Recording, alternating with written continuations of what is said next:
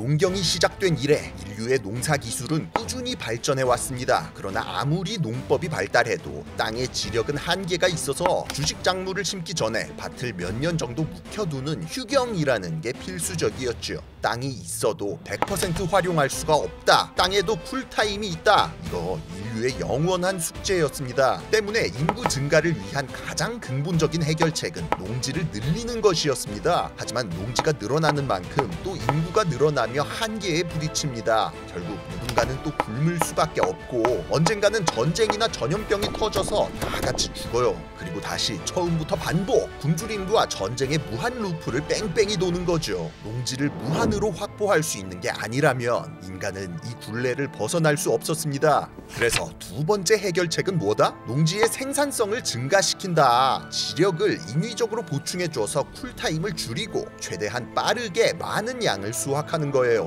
땅의 쿨타임을 늘리는, 그러니까 고갈이 쉽게 되는 성분들에는 여러 가지가 있는데요. 그래서 사람들은 고대로부터 똥이나 뼛가루, 잿가루, 썩은 생선, 심지어 투구개까지 별의별 걸 다 뿌리면서 비료로 활용해왔죠. 그러나 그런 성분들 중에서도 가장 보충하기 힘든 끝판왕은 다름 아닌 질소였습니다. 단백질을 구성하는 핵심 성분으로 모든 동물과 식물에게 필수적인 기초 재료죠.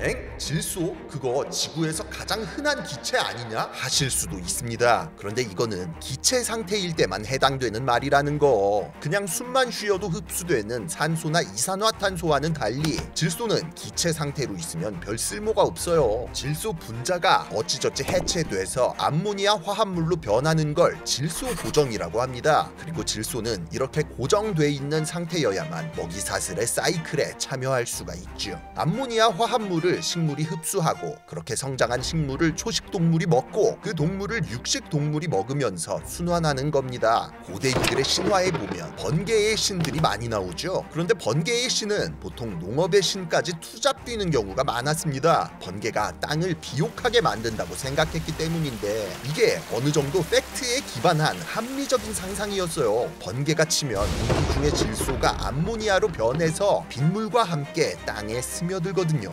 이처럼 공기 중의 질소 분자는 삼중 결합으로다가 단단하게 묶여 있어서 웬만한 에너지로는 쉽게 해체되지가 않습니다. 달리 말하면 질소를 고정하기 위해서는 번개급 에너지가 필요하다는 소리예요. 하지만 전근대 시대에 번개를 인공적으로 만들 수도 없고 질소를 고정할 수 있는 방법은 딱 하나뿐이었습니다. 바로 콩을 심는 것. 자세한 원리는 몰랐지만 콩을 심으면 땅에 질소가 고정되는 효과가 있었거든요. 사실 이건 콩 자체의 능력이라기보다는 콩의 뿌리에 공생하는 박테리아 덕분이었습니다. 이른바 뿌리혹 박테리아. 공기 중에 질소를 가져다 암모니아를 생성하는 번개의 능력을 가진 지구상에서 몇 안 되는 고마운 생물 중 하나죠. 세계의 모든 농업 문명에서 콩을 주식으로 먹었던 이유가 바로 이겁니다. 콩 자체로도 단백질이 풍부한 데다 밭에 질소도 보충해주니까요.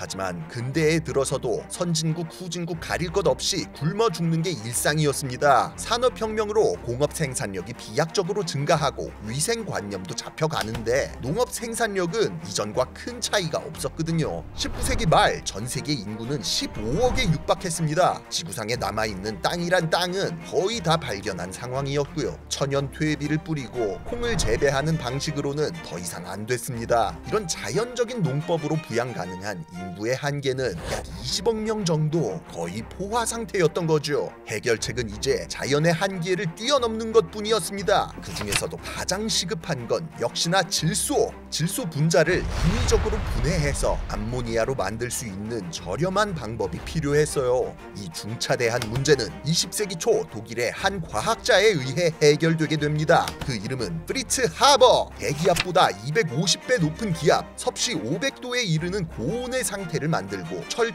촉매를 투입해 질소 분자와 수소 분자를 반응시키는 방법을 개발한 것이었죠. 이렇게 하면 질소 분자의 강력한 산중 결합을 깨고 암모니아로 환원시킬 수 있었는데 이전까지의 방법들과는 달리 비용도 저렴하고 대량 생산이 가능했습니다. 일명 하버법이라 이름 붙여진 이 방식은 1913년 상용화된 이후 금방 전 세계에 도입됐죠. 인간의 농업 생산력은 이전과는 비교도 할 수 없을 정도로 수직 상승했습니다. 식량 생산이 인구 증가 속도를 따라잡기 시작했어요. 쿨타임 없이 농사를 짓는다는 인류의 숙제가 풀리고 이 시점부터 인간은 대기 중에 남아도는 질소로부터 암모니아를 마음대로 뽑아내는 공기를 먹고 사는 존재가 된 거였죠. 그런데 잠깐, 이 정도면 인류 역사상 가장 위대한 발명 중 하나라고 봐도 무방하지 않나요? 하지만 이 사람 이름을 처음 들어보는 사람도 많을 겁니다. 뭔가 그 업적에 비해 인지도가 좀 떨어진다는 거죠. 비행기를 만든 라이트 형제나 전구를 만든 토마스 에디슨처럼 위인전에 실려서 어릴 때부터 귀에 못이 박히게 들어왔어도 부족한데 왜일까요 이거? 프리츠 하버의 고향이 어디라고 했죠? 19세기 말에 독일이었습니다. 게다가 하필 하버는 애국심이 아주 투철한 인물이었죠. 하버는 인류를 구한 그 화학 지식을 반대로 인류를 죽이는 데에도 사용했습니다. 1차 대전이 일어나자 자국인 독일의 승리를 위하여 최신 화학 무기, 그러니까 독가스 개발에 몰두하기 시작했던 거예요. 같은 화학자였던 아내 클라라가 이 연구를 말리다가 결국 스스로 목숨을 끊었을 정도로 열정적이었죠. 그렇게 발명된 게 바로 염소가스였습니다. 사람의 폐 속으로 들어가 염산이 되어 고통스럽게 죽이는 본격적인 대량 살상 무기. 하버는 이미 살아있는 십수억 명의 인구, 앞으로 태어날 수십억 명의 인구를 구했지만 한편으로는 또 수십만 명의 사람을 죽일 끔찍한 무기를 만든 거였어요. 사실 처음에는 독일 군부에서 오히려 이런 걸 어떻게 써? 하면서 안 쓴다고 했습니다. 그러나 전세가 불리해지자 결국 못 이기는 척 사용하기 시작했죠. 국제법을 위반하지 않기 위해 바람을 타고 흘려보내거나 나무통에 넣어서 부수는 식으로 사용했는데 소름 돋는 건 이런 아이디어도 하버가 제안한 거였습니다. 이 사람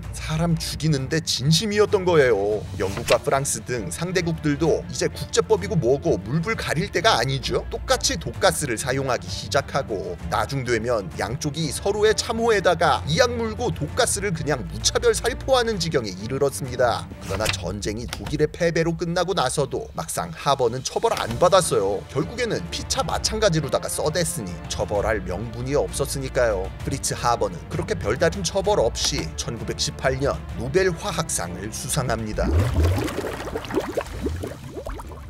독일은 패전 후 베르사유 체제 아래서 막대한 전쟁 배상금에 시달리게 됩니다. 애국심 하나는 진심이었던 하버는 독일을 구하겠다며 바다에서 금을 캔다는 황당한 연구를 하는 등 점점 더 이상해지기 시작했어요. 그러던 중 아이러니하게도 하버는 그렇게 사랑했던 조국에게 뒤통수를 맞게 됩니다. 독일에서 나치가 집권했거든요. 그리고 하버는 유대인이었고요. 카이저 빌헬름 연구소의 소장으로 지내던 하버에게도 공직 추방 명령이 내려졌습니다.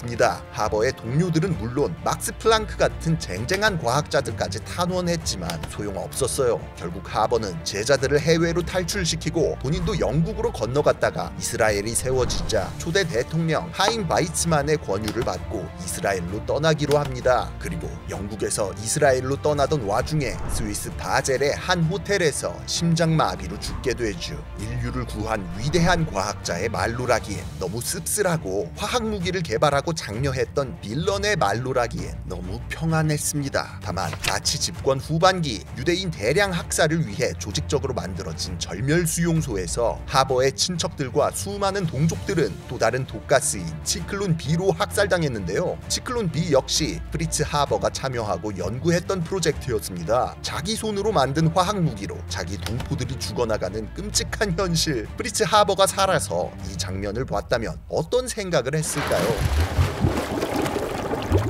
인류 문명의 발전 속도는 점점 빨라지고 있습니다. 만년에 걸쳐 일어날 일이 1000년 안에 일어나더니 1000년에 걸쳐 일어날 일이 100년 만에, 그리고 이제는 10년 안짝으로 중대한 혁신과 발명들이 이루어지며 따라잡기가 버거울 지경이죠. 발전이라고 하긴 좀 애매하지만 이 중 가장 극적인 분야가 바로 인구 증가입니다. 2022년 현재 지구의 인구는 80억 명을 돌파하고 있습니다. 자연적인 농법으로 도달 가능한 20억을 4배나 뛰어넘은 수치. 그렇지, 지금 지구에 살고 있는 사람들 대부분은 알고 보면 다 비료로 만들어진 거라고 볼 수 있죠. 그러나 1년에 1억 명씩 늘어나고 있는 작금의 증가 추세를 보면 화학 비료를 통한 인구 부양도 언젠가는 한계를 맞을 날이 올 겁니다. 20세기 이후에 100여 년 동안 증가한 인구가 그전보다 2배 이상 많고 2000년부터 2020년까지만 해도 20억 명 가까이 증가했거든요. 하지만 인간은 언제나 답을 찾아냅니다. 언젠가는 제2의 하버가 등장해 또 다른 기적을 만들어내고 인류는 한계를 돌파할 거예요. 다만 이런 천재성이 어둠의 길에 물들어 끔찍한 발명으로 이어지진 않았으면 좋겠습니다. 수많은 사람을 살릴 수 있는 기술은 그만큼 수많은 사람을 죽일 수도 있다는 거니까요. 지금까지 지식해적단의 키드였습니다. 감사합니다.